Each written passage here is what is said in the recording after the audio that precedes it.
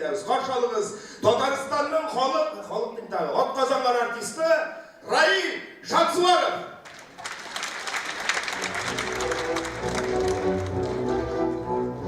Akşanaşım sürmeli güz kıygaş başım, Kure almadın dağın gözün duygança.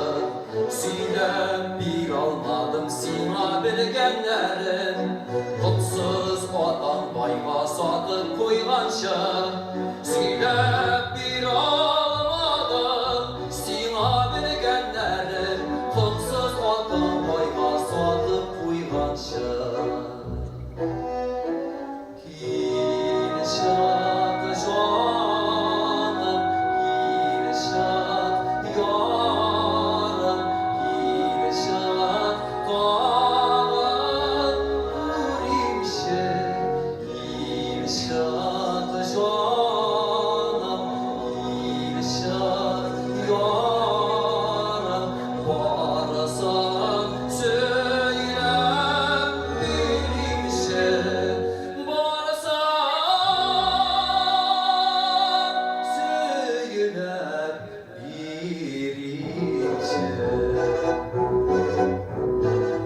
Yanında uçup yürgen bu belekler, Merhametin bilen dirilen dünyana.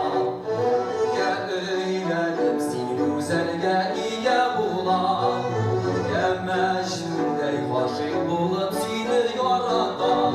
Ya öylenim güzelge iye bulan, Ya Mecnun'dey şaşıp batıdan yazan.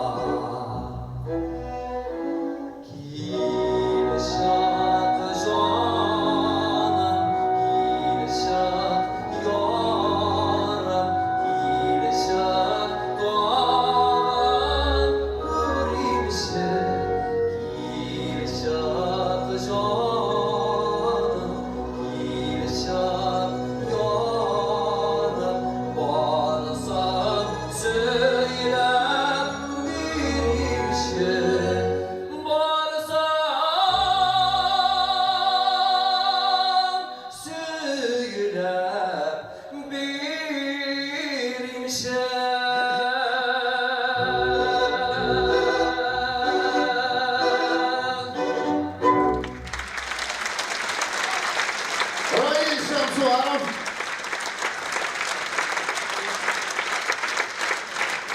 Benziyor Rahman Rail. Premier davamızdan sizge. Dostlar, artistinin bir baxıtı teatr sahne olsa ikinci